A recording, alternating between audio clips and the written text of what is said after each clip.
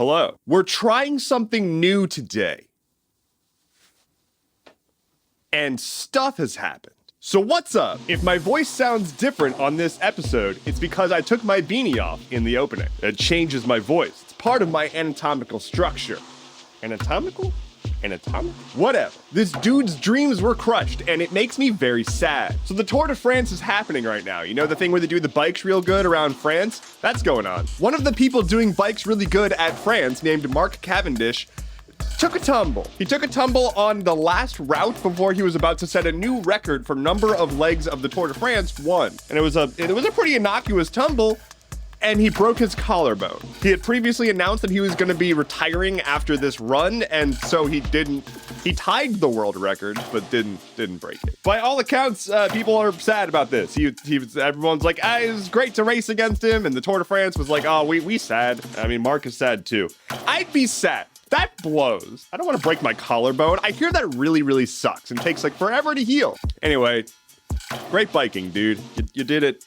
You did it really well. War crime. We love war crimes here. So, Joe, I'm the most progressive president to ever sit in the Oval Office, Biden, signed off on a military aid package to Ukraine that includes cluster bombs. But don't worry, he said it was a hard decision. If you have never played the Worms games by Team 17, you might not know what a cluster bomb is. It's basically a bomb that explodes into a bunch of smaller bombs. It is essentially designed to maximize collateral damage, and for that reason, most countries are like, hey, don't do that. Kind of war crimey. Anyway, Ukraine said that Russia is using these bombs against them, and so we should use those bombs against Russia. America loves to fight fire with fire. It's very profitable. Anyway, Biden's about to head to like a NATO summit where probably all of our allies are gonna be like, hey, dog, what? So that'll be interesting. Also, the Worms games are really fun.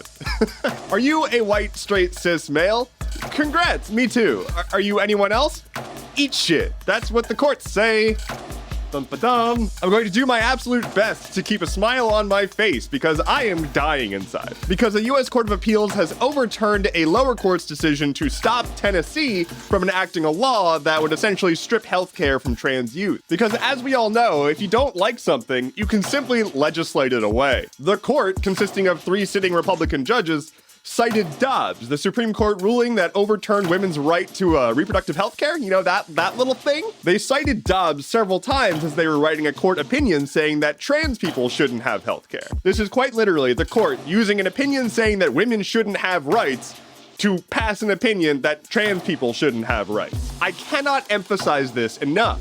They're coming for you next. Real neato, real country. Anyway, Aaron in the Morning did an actual good analysis of this as opposed to just screaming into a microphone. So go check that out. She's very great. Let's now talk about legally binding emoji. A court in Canada has determined that the thumbs up emoji is legally binding as a contract signature. Here's what happened. A dude wanted to buy some flax, and instead of going to the Sears Village and picking it himself, he sent out a bunch of text messages to farmers saying, hey, here's a purchase contract. One of the farmers replied with a thumbs up emoji, but then the price of flax changed and the farmer was like, actually, no. Not dog. But a judge was like, nope, that was a signature, essentially. Here's the thing. I don't totally disagree with this opinion, primarily because signatures are bullshit. Like, signatures do not and should not carry weight.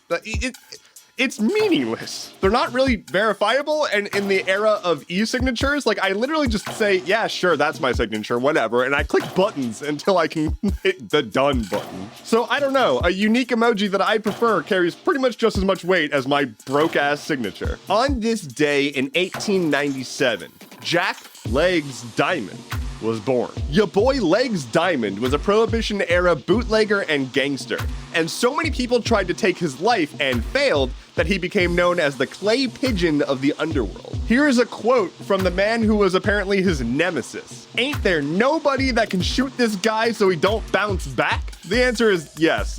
Legs Diamond was asleep in a hotel room after a night of drinking, and 2 guys came in and shot him in the back of the head. He did not bounce back. Lightning round. Here's the weather. Rudy Giuliani may soon be disbarred in DC after previously having his law license suspended in New York. Jony Ive, a former lead product designer at Apple, has made his first announcement since leaving Apple, which is a $60,000 vinyl turntable. Because the Zuck demands it, you can't really post anything sort of remotely adult on Threads. Get your ass out of here. Reddit has issued a final warning to misbehaving moderators who are trying to save their communities from being just kind of steamrolled by Reddit. They have to stop protesting or be removed.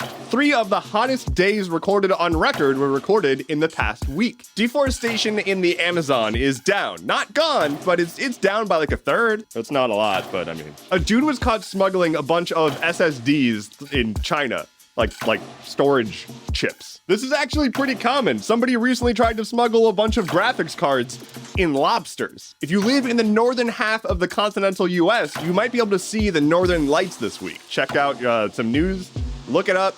It's gonna be like Wednesday. You can find more info in the links in my newsletter. And finally for today, the world is apparently rid of chemical weapons after the US has destroyed its declared stock of chemical weapons. I'm sure nothing remains. Thank you so much for listening to today's episode of Stuff Keeps Happening. Head to stuffkeepshappening.online for sources, bonus content, and the image of me not wearing the beanie. I mean, go check it out. We'll see. My name is Endeavorance. I am off for the rest of the week due to a vacation. I'm going to be in a place for some time, and I'm going to see some people. I'll be back next Wednesday. Take care, and be well.